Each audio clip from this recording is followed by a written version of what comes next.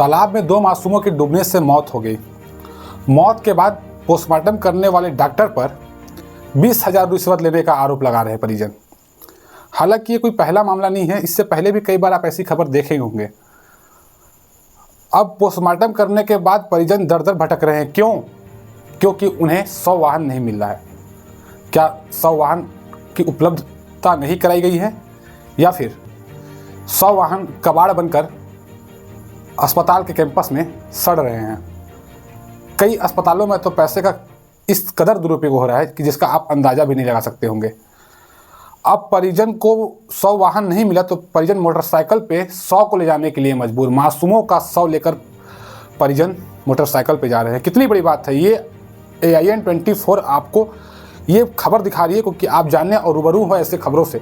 अगर आपको भी कभी ऐसी समस्या आती है तो आप स्वतंत्र है वीडियो बनाने के लिए, और उस नाकामयाबी को दिखाने के लिए, अस्पताल विभाग की जो नाकामयाबी है चिकित्सा विभाग की, उसको दिखाने के लिए आप स्वतंत्र है कि किस प्रकार आपको परेशान करती है। इससे पहले भी अस्पताल का खबर मैंने आपको दिखाया है।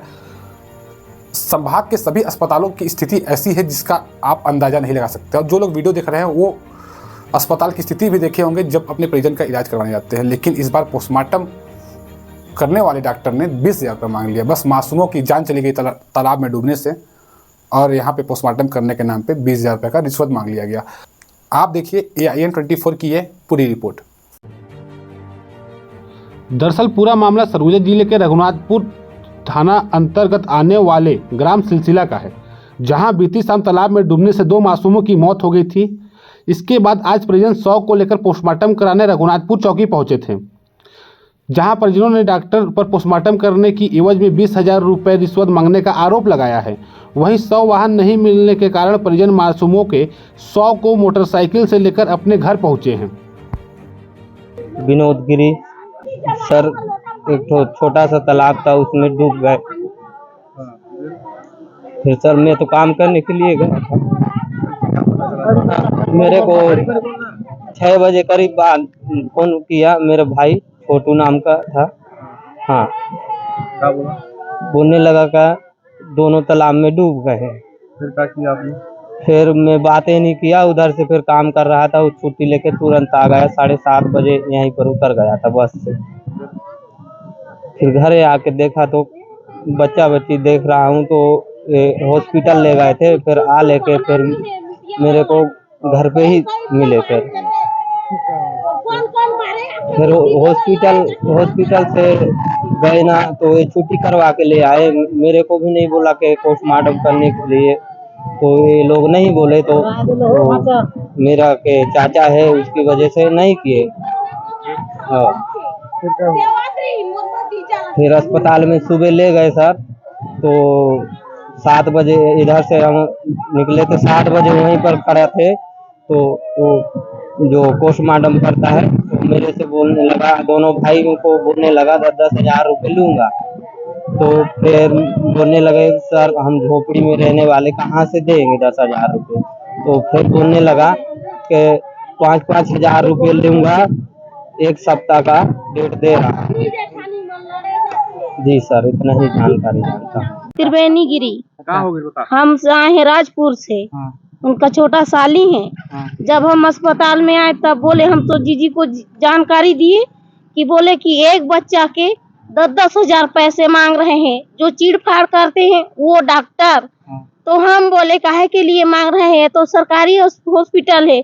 बच्चे लोग को शाम को और फिर रात में ले गए, फिर दोबारा सुबह लाए हो तो उनमें पैसे लगेगा, एक बच्चे का 10,000। फिर बाद में बोले एक बच्चे का 5-5 हजार। फिर से गोड़न पैया करने लगे हम, तो बोले कि दोनों बच्चा का 5,000। बस इतना ही जानते हैं। नहीं दिए। फिर बड़ा बड़ा अधिकारी लोग आए, फिर क्या क्या बात किया, फिर फ्री में हुआ। कितना परेशान हुए इस दौरान? हम सुबह यहाँ 7 बजे से आए थे। बहुत परेशानी हुआ? बहुत परेशानी हुआ। बाइक में कहाँ लेके जा रहे थे आप लाश को? वही तो बोला, वहाँ पे बोला कि वहाँ से गाड़ी हमको दिलाइए, तो बोला कि हमने गाड़ी यहाँ सुविधा नहीं है, अंबिकापुर से मंगवाना पड़ेगा, तब तक बहुत लेट हो जाएगा, तब तक तुम घर में आप कुछ भी कर सकते हैं बच्चे को। इस पूरे मामले को लेकर जिले के स्वास्थ्य अधिकारी इन आरोपों को नकारते हुए परिजनों द्वारा लगाए गए आरोपों को निराधार बताया है। साथ ही रिश्वत मांगने के इस आरोप पर टीम गठित कर जांच करने की बात कही है। मैं बीएमओ से पता किया तो बीएमओ द्वारा ये बताया गया कि हमारे द्वारा अस्पताल रघुनाथपुर वालों के द्वारा बताया गया कि धौरपुर में 100 वाहन उपलब्ध है, आपको रुकना पड़ेगा आधा घंटा। तो बोले हमारे पास गाड़ी है, हम अपनी गाड़ी में ले जाएंगे।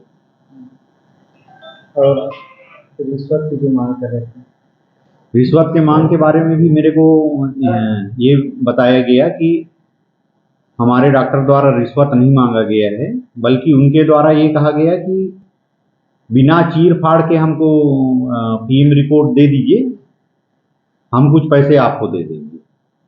ये बीएमओ के द्वारा मेरे को बताया गया, जिसको अब वो तोड़ मरोड़ के बोल रहे हैं कि डॉक्टर पैसा मांग रहा था। पहले पीएम नहीं करवाना चाह रहे थे, जब उनको पता चला कि पानी में डूबने से शासन के द्वारा कुछ क्षतिपूर्ति दिया जाता है, तो फिर उन्होंने पोस्टमार्टम करवाने के लिए लेके आया और ऐसा एलिगेशन डॉक्टर के ऊपर लगाया गया। अगर इस विषय में पैसे की लेन देन वाली बात आई है तो अपन जांच करवाएंगे, एक टीम गठित करके। सरगुजा जिले सहित छत्तीसगढ़ प्रदेश में स्वास्थ्य सुविधाएं किस प्रकार है, यह किसी से छिपा नहीं है। पोस्टमार्टम करने के एवज में रिश्वत मांगने के इससे पहले भी कई मामले सामने आ चुके हैं, मगर उन मामलों में भी अभी तक कोई कार्रवाई नहीं की गई है। अब देखना होगा कि इस मामले में स्वास्थ्य अधिकारी कार्रवाई करते हैं या फिर इस मामले को ठंडे बस्ते में डाल देते हैं।